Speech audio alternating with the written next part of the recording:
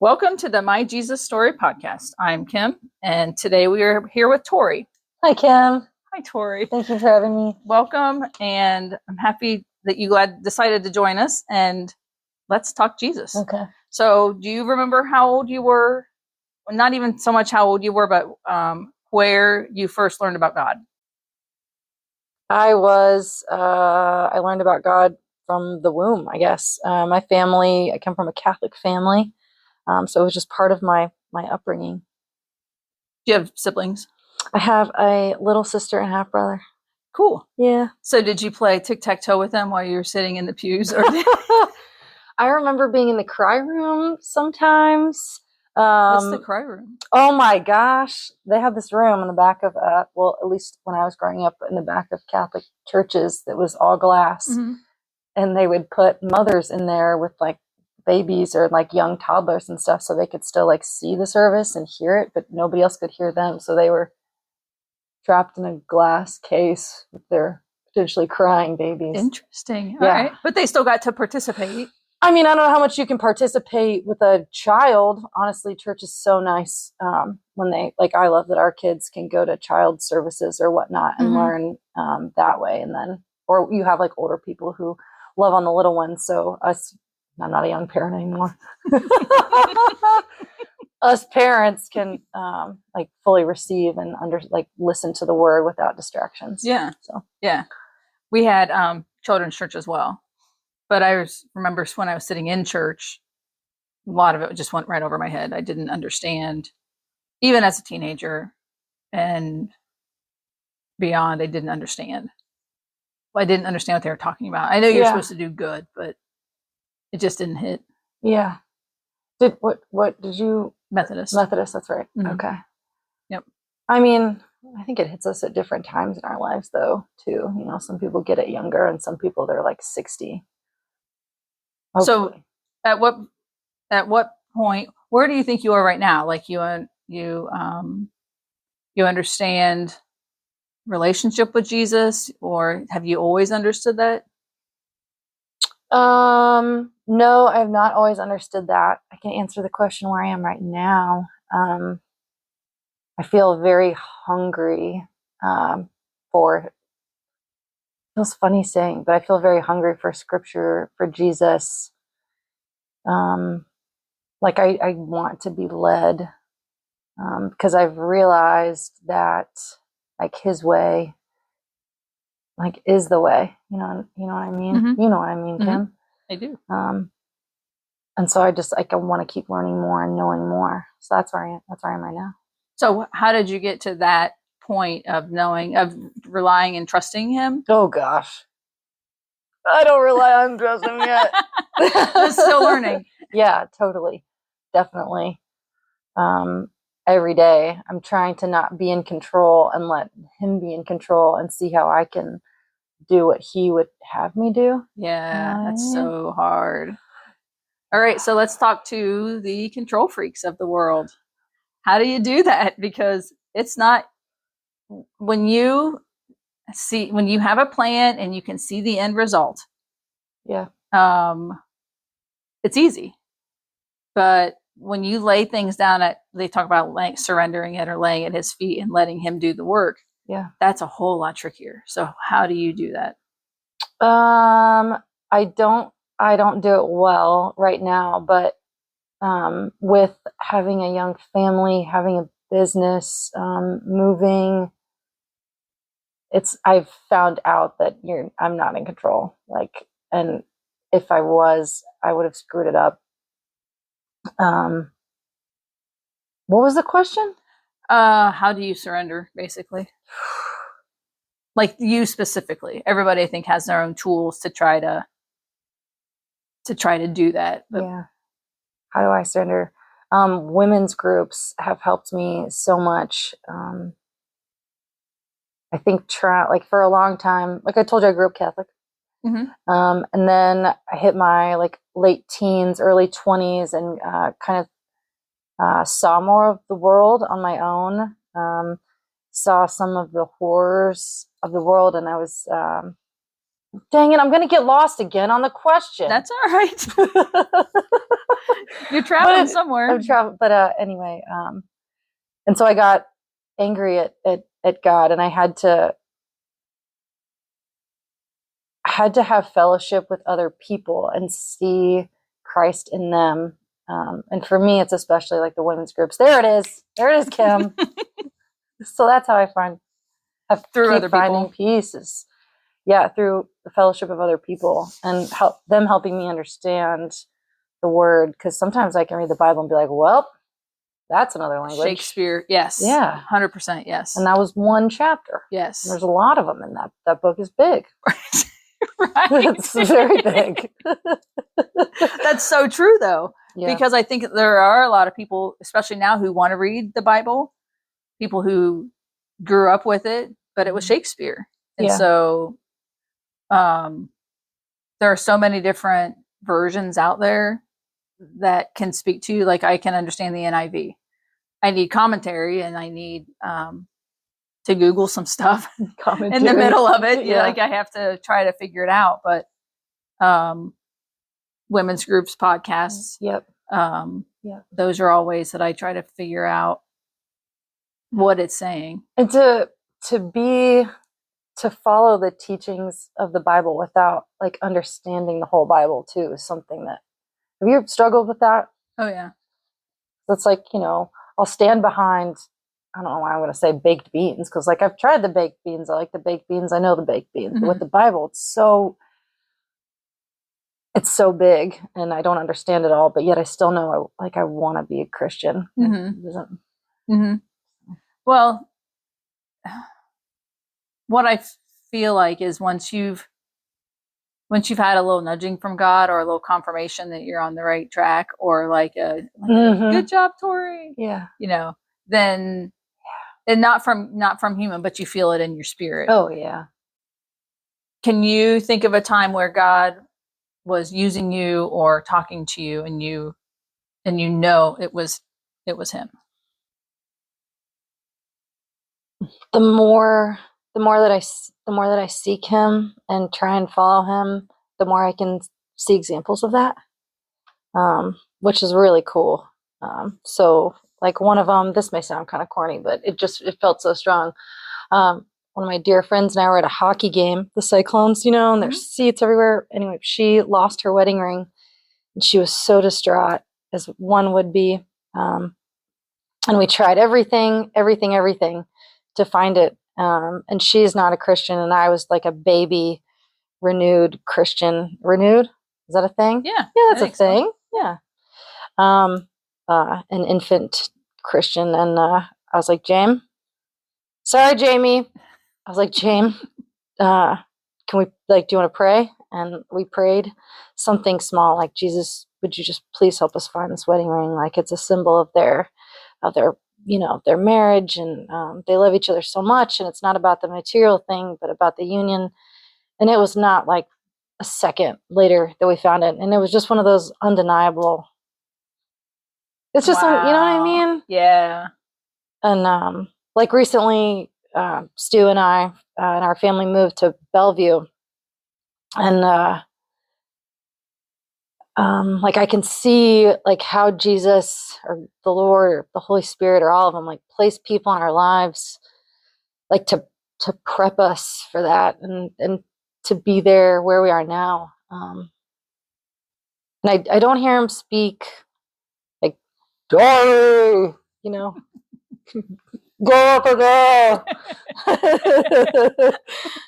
or like any of that. But I can see things at work that it's just like, I have no doubt. And that's saying a lot, because I like proof. You know what I mean? Yes. Yeah. I totally understand that. And I feel like it's easy to, especially when big life-changing things are happening, to crumble, or I don't know, grab straws or something, I guess. But I remember that you getting ready to move, and you were like you had the acknowledgement this was the right thing that was supposed to happen. And you were like ready for the ride. So, and still though a little bit like, hey man, like, I liked where we were, you know, and this is pretty tough. Like, why are you leading me over here? And I'm like, all right, thanks. Mm-hmm. You know, Mm-hmm. and I can see how he set some things up. And like the blessings that we've had, it's really cool. That's awesome. Thanks. But I miss you, Kim. I miss you too. But we still talk on the phone. We do. We get to do this. And like the Bethel community has such a place in my heart. I'm so grateful. Yeah. So. It's been kind of cool to watch that foundation. Almost like we got to springboard you into Bellevue. And so now we're entrusting the people of Bellevue to take care of your family. You hear that, Bellevue? Yes. No. But yeah, because we met, I think before I started going back to church. Yeah, yoga. Yeah. You were like, you were keeping an eye on me. I remember that. I was keeping an eye on you. I was like, I'm trying to be good on my own. You were like, all right, but there's this guy, remember? Mm-hmm. That was, and for me, that was hard because I don't do stuff like that. But I remember calling you and just being like, just know he loves you. And I felt like, oh my gosh, did I push too hard? But apparently I did not. So I'm thankful. You don't for get that, all this good credit, Kim. Don't, it's not all on you. Okay. No, that's funny because like, most people, like I try very hard not to like talk about Jesus or God, really. So this is kind of backwards for me because I know that when I was in a place that I wasn't, I don't know, like trying to have a relationship with him, that if somebody was going to talk about it or persuade me, it was like, that is the absolute last thing I want to hear. And now I'm walking the other way. Mm-hmm. Yes. But if you, like the people that show Jesus, you know what I mean, through their kindness, through their selflessness, their humility, their respect for other people, like I want to show that to people, because I know how it affected me. You know what I mean? So that was almost a setup for my next question, because for people who are kind of walking the line, trying to figure out, I don't know, I grew up with this, but I'm not so sure that it's for me, or fairy tale, you know, that kind of stuff. Talking to an invisible friend. Yes. Yeah. There are so many ways to go about doing it wrong. And some of the conversations that I've had with people have responded better to seeing Jesus's love displayed through their actions, not through their words. Yeah. That's what I'm trying to say. Yeah. I don't know. Is that like the adult in us? Like, don't tell me what to do or something? Oh, maybe. But, or hypocrisy, right? Like you're going to say one thing, but act another way. Yeah. You know, I feel like for me, I'm always looking for someone to model after. I'm looking like, I know we're supposed to model our life after Jesus, but it's so much easier when you can see it in practice. Yeah. And to see it in practice every single day, like steadfast, loving when you're, by society's terms, not supposed to love. Yeah.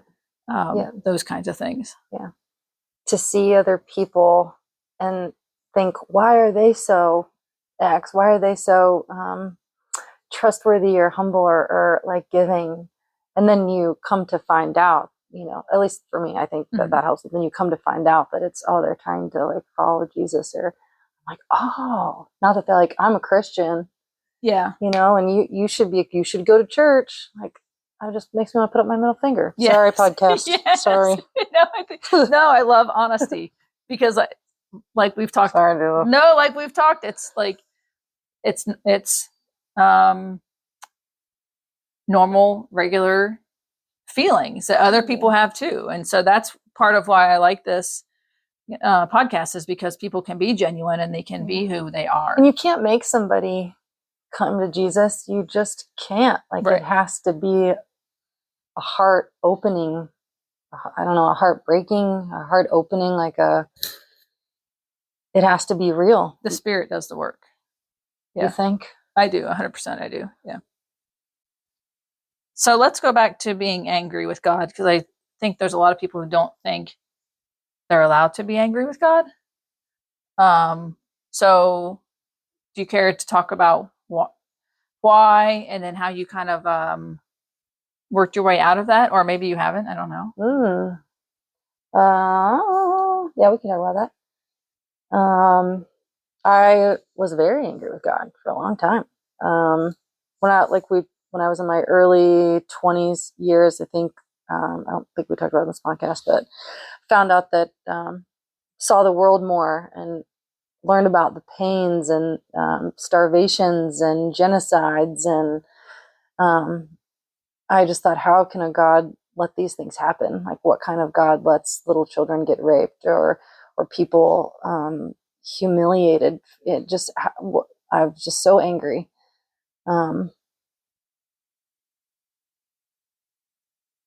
I think learning that God is in the world, but there are natural consequences to help me out, Kim, Mm-hmm. right? Like, Yeah, I'm evil. still trying to grapple with it. Like, there's evil in the world. Mm-hmm.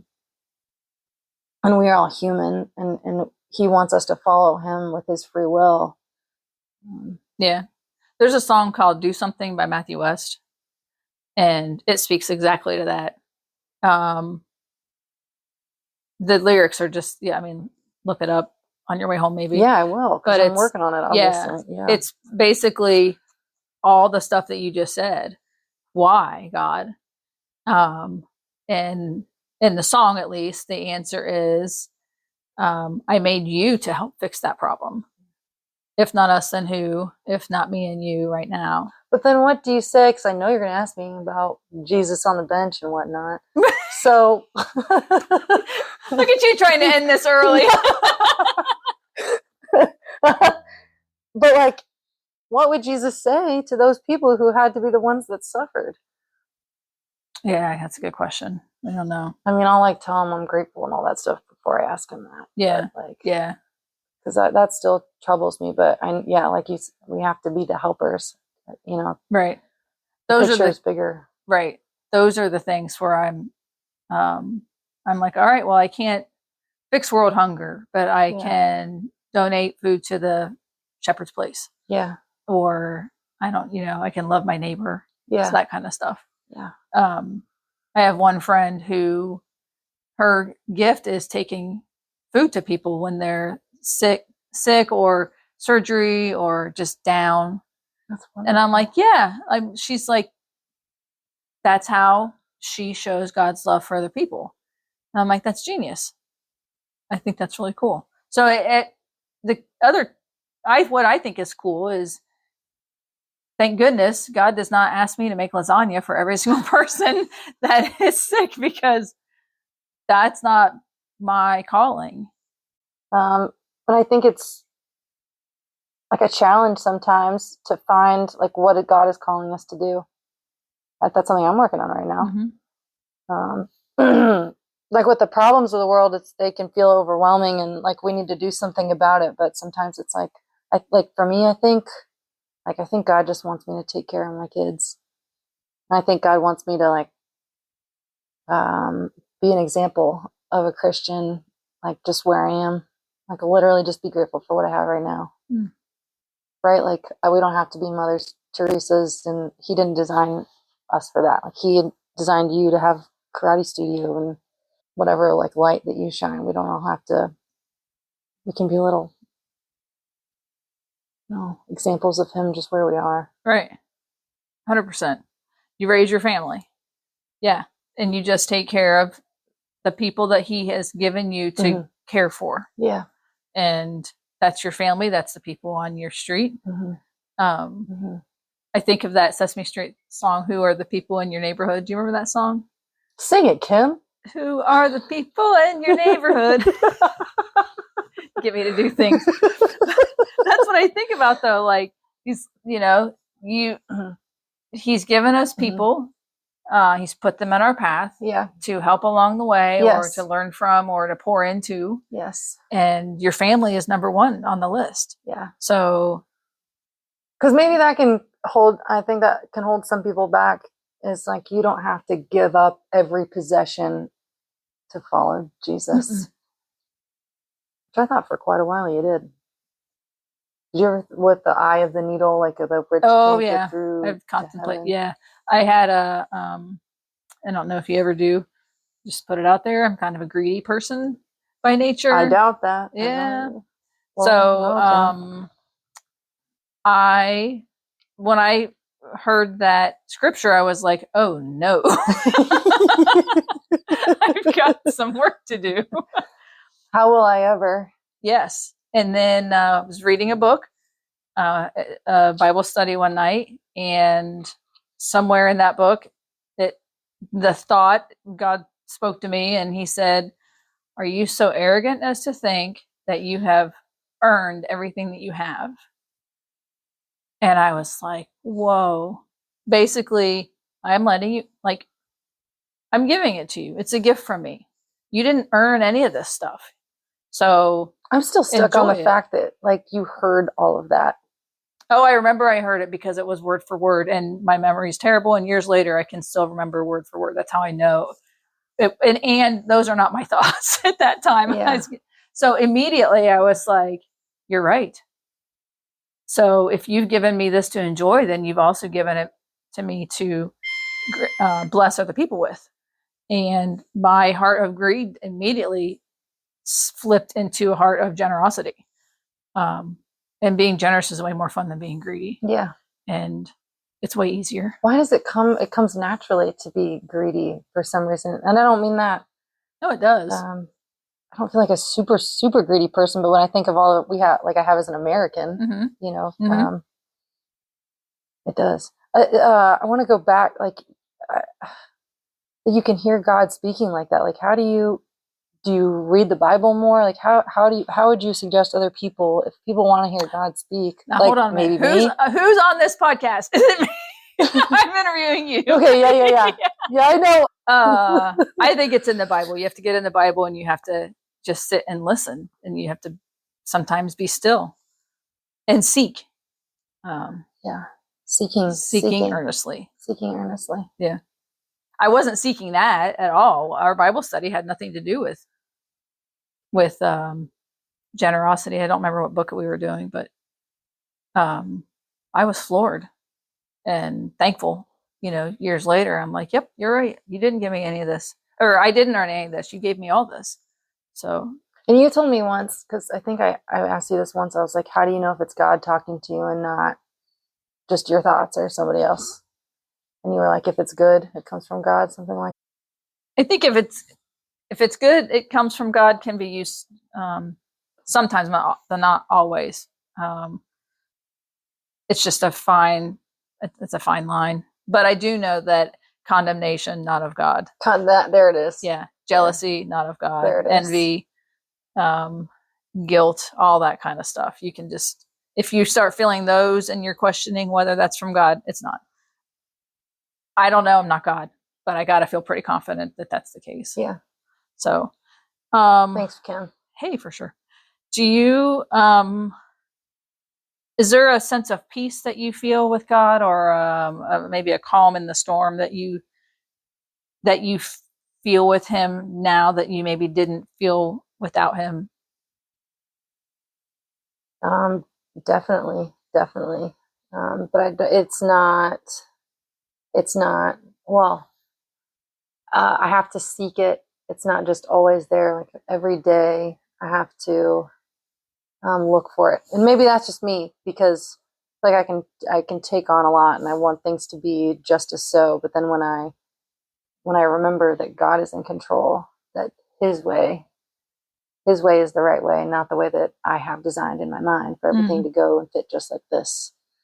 Then there's peace in that like he is holding everything, and I'm a part of it. Like it's not all on my shoulders. So yeah, there's that's like one of my favorite parts, I think. Totally agree. Yeah. It's not all on your shoulders. Yeah. Yeah. 100% agree. And if we just keep seeking, He's going to show us the next step. We don't need to know the full, somebody said it to me, like you don't need to know the destination. If your GPS, if you were traveling to, I don't know, Guatemala, that's probably not where you would travel on a car. But if you were, you wouldn't want to know you wouldn't want your GPS to tell you every little step like all at once. Like you just need the next step. So like just keep following. I don't know, isn't that nice? That's really good. Shout out to Danae. Oh yeah, maybe. Nice. Yeah, let's give her credit. Job, Danae. Yeah. Absolutely. That's a great analogy. Might have been Colleen. We'll give them both credit. All this sounds something like both of them are very wise. Yeah. So that's excellent a good advice. One. Excellent. All right. Yeah. So you already alluded to our final question. Yes. but here we go. You're sitting on a bench with Jesus. You look at him and say what?